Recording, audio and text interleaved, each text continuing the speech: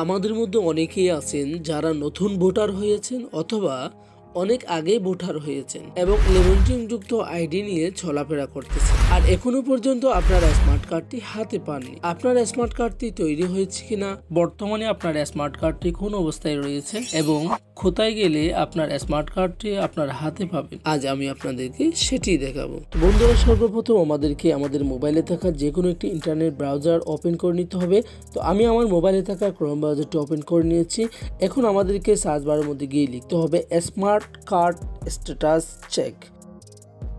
শুধুমাত্র smart card check লিখলেও হয়ে যাবে। স্মার্ট কার্ড স্ট্যাটাস চেক লিখতেও পারেন, কোনো অসুবিধা নেই, যেটা মন চায় সেটা লিখতে পারেন। তারপর আমাদেরকে সার্চে ক্লিক করে দিতে হবে। সার্চে ক্লিক করে দেওয়ার সাথে সাথে আমাদের সামনে একটি ওয়েবসাইট চলে আসবে, ইলেকশন কমিশন বাংলাদেশের।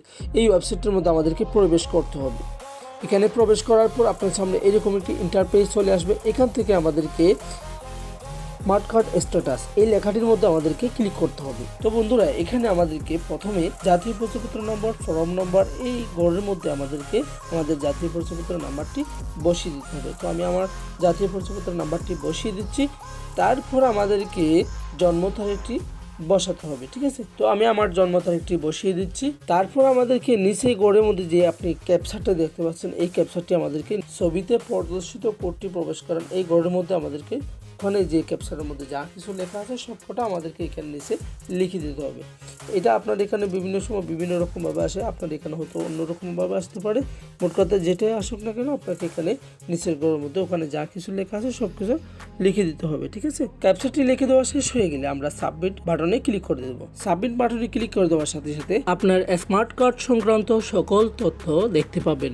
যদি আপনার স্মার্ট কার্ডটি তৈরি করা হয়ে থাকে তাহলে আপনার পুরাতন 11 যুক্ত এনআইডি সাথে নিয়ে নির্বাচন কমিশন অফিসে যিনি কর্মরত আছেন তার সাথে যোগাযোগ করলে এবং আপনার স্মার্ট কার্ডের বক্স নাম্বারটি বলে দিলে অফিসে কর্মরত স্যার আপনার কাছ থেকে 11 যুক্ত এনআইডি কার্ডটি নিয়ে ফেলবে এবং আপনার স্মার্ট কার্ডটি আপনাকে দিয়ে দিবে। আশা করি বুঝতে পেরেছেন।